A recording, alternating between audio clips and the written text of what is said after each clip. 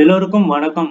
நம்ம world cup 2020-2024 உடைய super 8 அதற்கான முதல் மேட்ச் ஃபேண்டசி டீம் ப்ரெடிக்ஷன் தமிழ்ல தெளிவா பார்க்க போறோம். நம்ம சூப்பர் 8 பொறுத்த வரைக்கும் 8 டீம் குவாலிஃபை ஆயிருக்காங்க. அந்த 8 டீமை ரெண்டு குரூப்பா பிரிச்சிருக்காங்க. Group 1, group 2. குரூப் 1 பார்த்தீங்கன்னா India, Afghanistan, Bangladesh, Australia. So India மோதக்கூடிய போட்டிகள் யாருக்குன்னா இந்தியாவும் ஆப்கானிஸ்தானும், இந்தியாவும் பங்களாதேஷும், இந்தியாவும் ஆஸ்திரேலியாவும். அதே மாதிரி குரூப் 2 அப்படின்றத பார்த்தீங்கன்னா South Africa, England, United States of America and West Indies. So இங்கே நாலுமே பார்த்தீங்கன்னா நல்ல சூப்பர்பான ஒரு டீம் தான் இந்த 4 டீமுமே. இங்கே இந்தியா, ஆப்கானிஸ்தான், பங்களாதேஷ், ஆஸ்திரேலியா. இதில் டேஞ்சரஸான டீம் ஆப்கானிஸ்தான், ரொம்ப டேஞ்சரஸான டீமாக இருப்பாங்க. ஆஸ்திரேலியாவும் ரொம்ப டஃப் கொடுக்குற ஒரு டீமாக இருப்பாங்க இந்தியாவை பொறுத்த வரைக்கும். பங்களாதேஷை ஓரளவுக்கு சமாளித்து ஆடக்கூடிய ஒரு டீமாக தான் நம்ம இந்தியாவுக்கு இருக்கும். இங்கே ரொம்ப ரொம்ப டேஞ்சரஸ் அண்ட் அன்எக்ஸ்பெக்டட் சைடுன்னு பார்த்தீங்கன்னா ஆப்கானிஸ்தான் மாதிரி இங்கே யுனைடெட் ஸ்டேட்ஸ் ஆஃப் அமெரிக்கா. ஏன் அப்படின்னா யூஎஸ்ஏ பங்களாதேஷ் விளையாடின மேட்ச்சில் பங்களாதேஷோடைய சீரீஸை யூஎஸ்ஏ வின் பண்ணியிருக்காங்க. நம்ம வேர்ல்டு கப்பில் பாகிஸ்தானை ஜெயிச்சிருக்காங்க. ரெண்டாவது நம்ம இந்தியாவை சூரியகுமார் யாதவ் விக்கெட் எடுத்திருந்தாங்கன்னா நம்ம யூஎஸ்ஏ இந்தியாவை கூட வின் பண்ணுறதுக்கான வாய்ப்புகள் இருக்கலாம். ஸோ என்னை பொறுத்த வரைக்கும் யூஎஸ்ஏ ஒரு ரொம்ப டேஞ்சரான சைடு. அதுவும் பேட்டிங் ட்ராக்கை பொறுத்த வரைக்கும் ரொம்ப ரொம்ப ரொம்ப டேஞ்சரான சைடாக இருப்பாங்க. அந்த வகையில் நம்ம இன்னைக்கு பார்க்கக்கூடிய match USA and south Africa. Overall ஒரு டீம் 3 டீம்ஸ் கூட மோதும். அதில் top 2 teams qualify to the semi-final. So இந்த குரூப்லேருந்து ஒரு 2 டீம் போகும், இந்த குரூப்லேருந்து ஒரு 2 டீம் போகும். ஸோ ரெண்டும் 4 மேட்ச், 4 டீம் செமிஃபைனல் நடக்கும். அதுலேருந்து ஒரு டீம் ஃபைனலுக்கு போகும். ஸோ அதுக்கப்புறம் வேர்ல்டு கப் முடிஞ்சிடும். ஸோ இன்னைக்கு நம்ம பார்க்க போகிறது யுனைடெட் ஸ்டேட்ஸ் ஆஃப் அமெரிக்காவும் சவுத் ஆப்பிரிக்காவும். யூஎஸ்ஏ வின் பண்ணுறதுக்கான பாசிபிலிட்டிஸ் ரொம்ப அதிகம். ரொம்ப டேஞ்சரஸான டீம், நல்ல ஸ்ட்ராங்காக இருக்கக்கூடிய ஒரு டீம். பட் இங்கே என்ன கொடுத்துருப்பாங்கன்னு பார்த்தீங்கன்னா 18% தான் யுனைடெட் ஸ்டேட்ஸும், 82% சவுத் ஆப்பிரிக்காவும். ஒரு சைக்காலஜிக்கல் ஃபேக்டர் அப்படின்னு பார்த்தீங்கன்னா சவுத் ஆப்பிரிக்காவை பொறுத்த வரைக்கும் சூப்பர் 8 வரைக்கும் வேற லெவலில் விளையாடுவாங்க. சூப்பர் 8 குரூப் ஸ்டேஜ், லீக் ஸ்டேஜில் சூப்பராக ஆடுவாங்க. When it comes to super 8 semi-final அப்படின்னு வந்தால் அவங்களுடைய டோட்டல் பர்ஃபார்மன்ஸ் அப்படியே ஆப்போசிட்டாக இருக்கும். சின்ன சின்ன டீமுக்கு எதிராக கூட அவங்க தோற்றுருக்காங்க. இது வரலாறு. பட் யுனைடெட் ஸ்டேட்ஸ் ஆஃப் அமெரிக்காவை பொறுத்த வரைக்கும் 18% கொடுத்துருக்காங்க. பட் இந்தியாவுடைய ஆடும் பொழுது சூரியகுமார் யாதவ் அவுட்னா, சூரியகுமார் யாதவ் ஒரு 50 ரன் அடிச்சிருப்பாரு. அவர் ஏர்லியராக அவுட் ஆயிருந்தாருன்னா நம்ம 5 விக்கெட் 6 விக்கெட் இழந்திருந்தோம். ஸோ அப்போது 70-60 ரன் அடிக்க வேண்டியது இருந்தது. நம்மளே இந்தியா டஃப்பாக இருந்திருக்கும். ஸோ அந்த மாதிரி ஒரு பர்ஃபார்மன்ஸ். கனடா கூட விளையாடும் போது யுனைடெட் ஸ்டேட்ஸ் 195 ரன்களை ஈஸியாக சேஸ் பண்ணிட்டாங்க. ஸோ அந்த அளவுக்கு பேட்டிங் டெப்த் உள்ள ஒரு டீம்.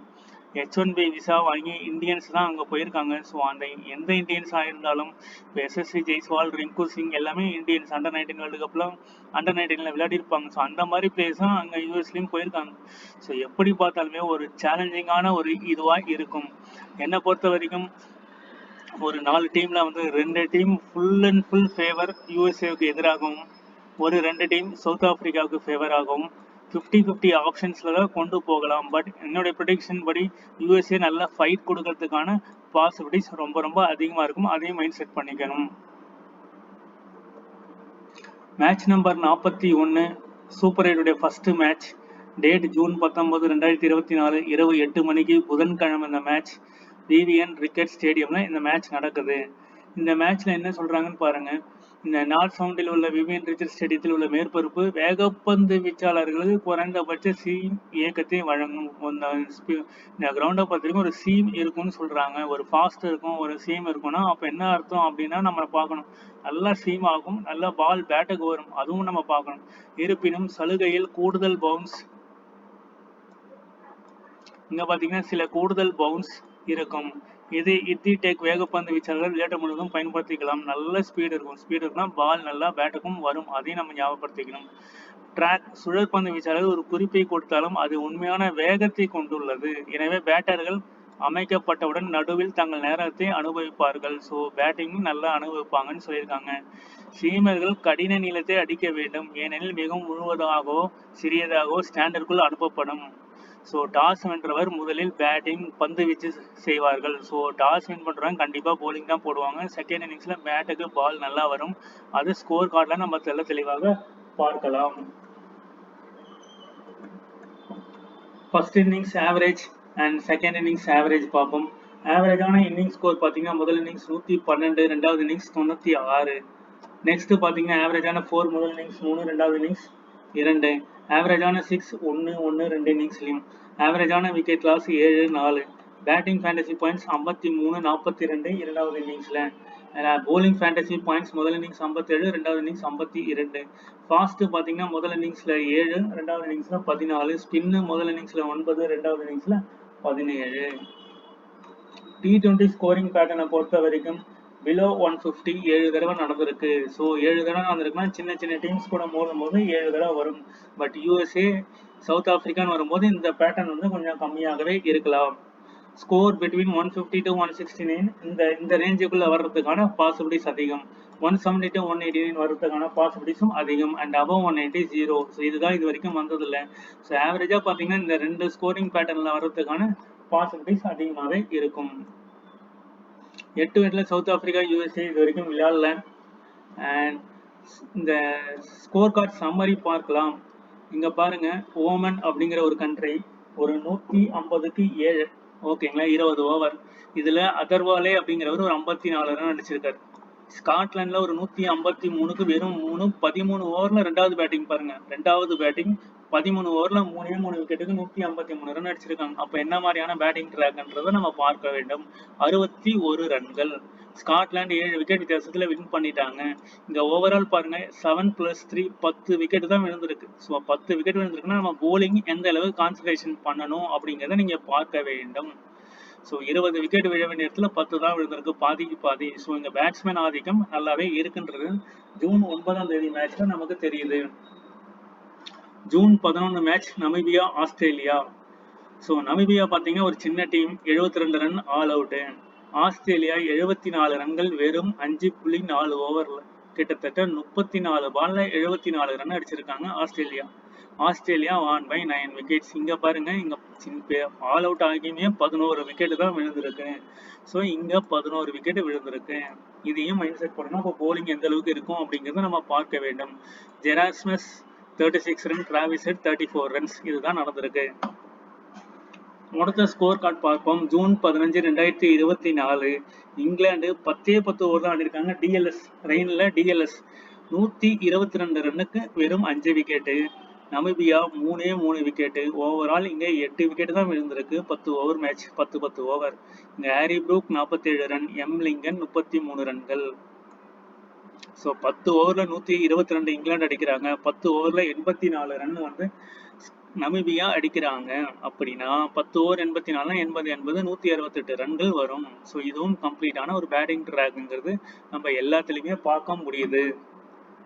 இங்கே பார்ப்போம், பங்களாதேஷ் 159க்கு 5 wicket. Shakibul Hasan 64 run not out.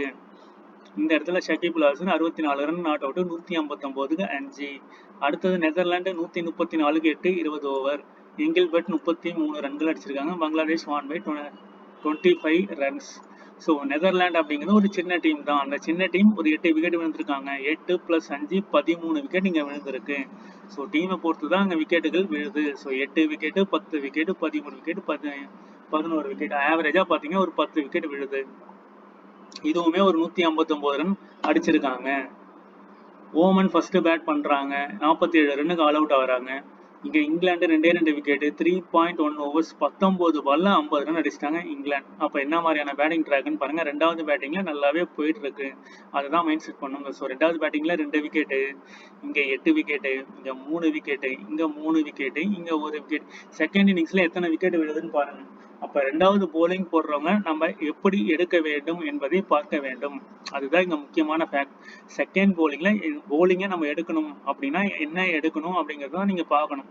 3 wickets, 8 wickets. இது நெதர்லாண்டுன்றதுனால 8 wickets, Namibia 3 wickets, England 2 wickets, Australia 1 wicket. Second இன்னிங்ஸில் விக்கெட்டுகள் விழுவது ரொம்ப ரொம்ப கஷ்டமாக இருக்குது. இதை மைண்ட் செட் பண்ணி தான் நம்ம டீமை மேக் பண்ண வேண்டும்.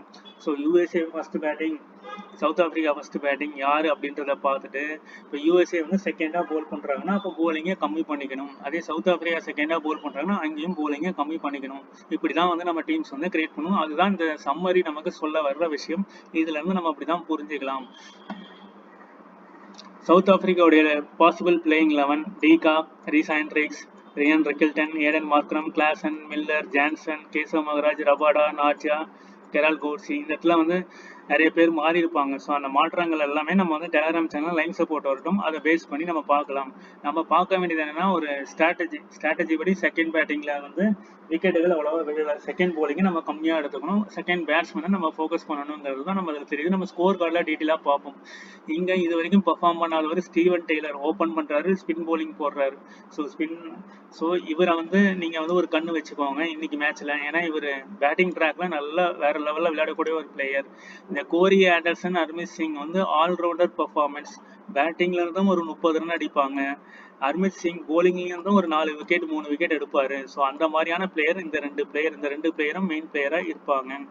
நெட்ராவல்கர் பால் வந்து நல்லா ஸ்விங் பண்ணுவாரு. பட் இது இனிஷியலாக கொஞ்சம் ஸ்விங் ஆகும்போது ஒரு விக்கெட் விழுந்தாதான் உண்டு. மற்றபடி இவர் வந்து கொஞ்சம் டஃப் தான். ஏன்னா பேட்டிங் பிச்சை பொறுத்த வரைக்கும் நல்ல போலர்ஸை விட ஒரு ஆவரேஜான போலர்ஸ், ஜோ ரூட், சிவம் துபே, ஆஞ்சலோ மேத்யூஸ், இந்த மாதிரி பார்ட் டைம் போலர்ஸ், ஒரு ஆவரேஜான போலர்ஸ் விக்கெட் எடுக்கிறதுக்காக பாசிபிலிட்டி தான் ரொம்ப ரொம்ப அதிகம். So Steven Taylor, Monank Patel, Andries Gous, Aaron Jones, Corey Anderson, Harmeet Singh, Nitish Kumar, Ali Khan, N Kenjige, Netravalkar, Jessy Singh. Power play எல்லாமே பார்த்துருப்போம். Rabada, Marco Jansen, Nortje, O Baartman. இங்கே வந்து கென்ஜி, நெட்ராவல்கர், ஏ கான், கோரி ஆண்டர்சன். இந்த ஹர்மித் சிங்கை வந்து பயன்படுத்தவே மாட்டேன்றாங்க. ஸோ அவர் பயன்படுத்துகிற பட்சத்தில் இன்னைக்கு இவர்கிட்ட இருந்து ஒரு நல்ல பர்ஃபார்மன்ஸ் எதிர்பார்க்கலாம். ஏன்னா பேட்டிங்லேயுமே வந்து 30 ரன்ஸ் 40 ரன்ஸ் அடிக்கக்கூடிய ஒரு எபிலிட்டியான ஒரு பிளேயர், ப்ளஸ் விக்கெட்டும் 2 to 3 விக்கெட்ஸ் எடுக்கக்கூடிய ஒரு பிளேயர். ஸோ இன்னைக்கு இவரை வந்து நம்ம ஃபோக்கஸ் பண்ணலாம். நான் ஃபோக்கஸ் பண்ணுறேன்னு இவரை வந்து கேப்டனாகவே ஒரு டைமில் ட்ரை பண்ண போகிறோம்.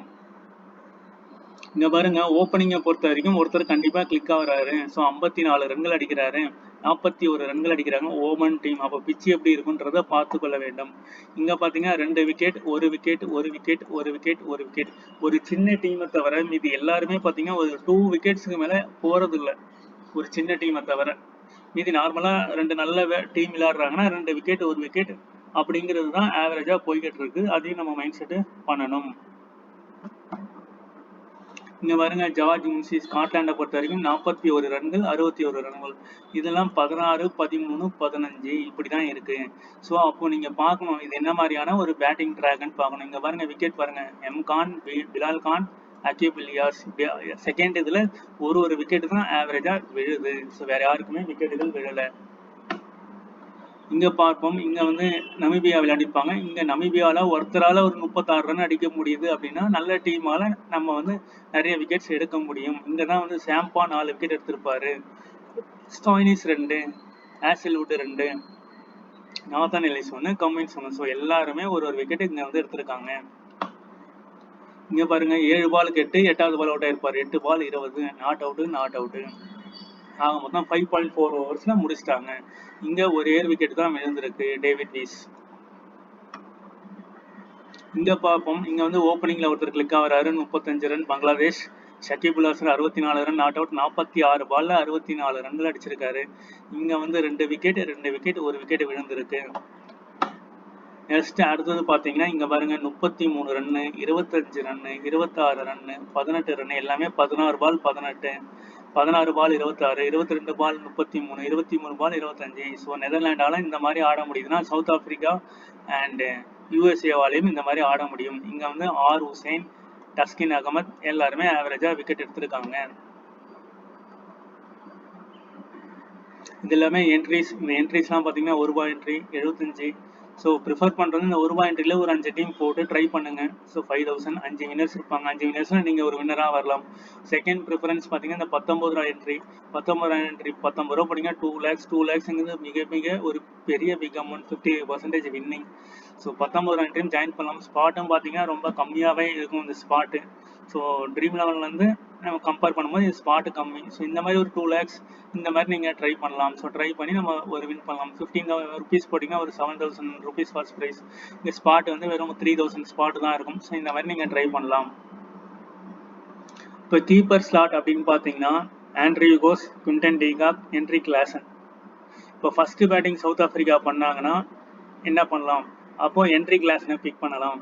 அதே வந்து செகண்ட் பேட்டிங் வரும்போது ஆண்ட்ரியூ கோஸ் வருவார். ஸோ அப்போ இவரை பிக் பண்ணலாம். இந்த 2 பிளேயரை வந்து நம்ம பிக் பண்ணலாம். இப்போ பாயிண்ட்ஸ் பார்ப்போம். 90, 48 இவர் நல்லா ஃபார்மில் இருக்கார். 2 மேட்ச் நம்ம 2 மேட்ச் வந்து எடுத்துக்கலாம். நல்லா ஃபார்மில் இருக்கார். இவர் பார்த்தீங்கன்னா ஆவரேஜாக 34, 8, 39 ஒரு 40 பாயிண்ட்டுக்கு மேலே வரல. இவர் பார்த்தீங்கன்னா ஒரே மேட்ச் தான் 58 வந்திருக்காரு. ஸோ ஆண்ட்ரியூ கோஸ் வந்து நல்ல பிக்காக இருக்கிறார். ஏரன் ஜோன்ஸ் பார்த்தீங்கன்னா 132, 48. ஸோ 240+ இருக்காரு. அதனால இவர் நல்ல பிக்காக இருப்பார்.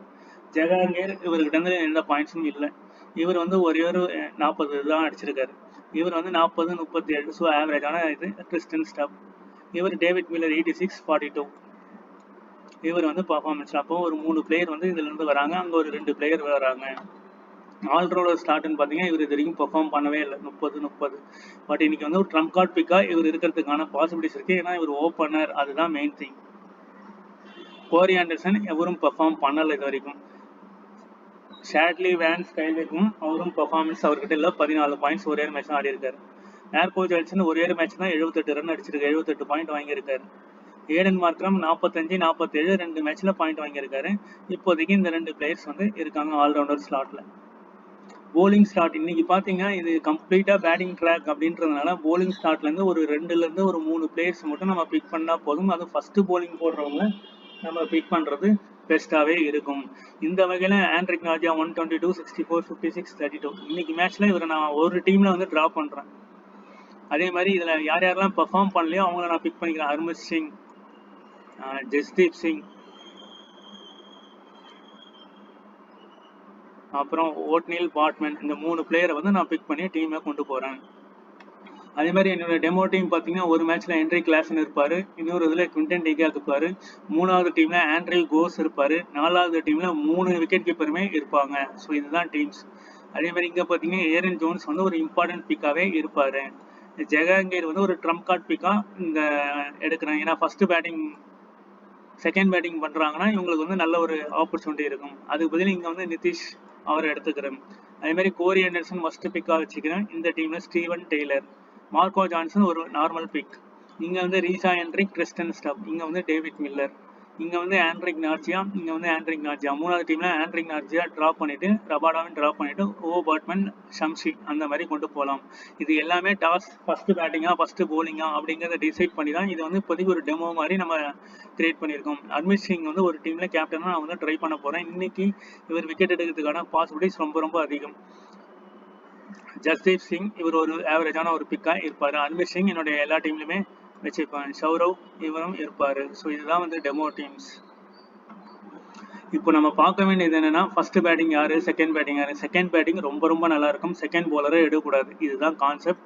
இதை மைண்ட் செட் பண்ணி டீம்ஸ் வந்து கிரியேட் பண்ணுங்க. தேங்க்யூ ஃபார் வாட்சிங்.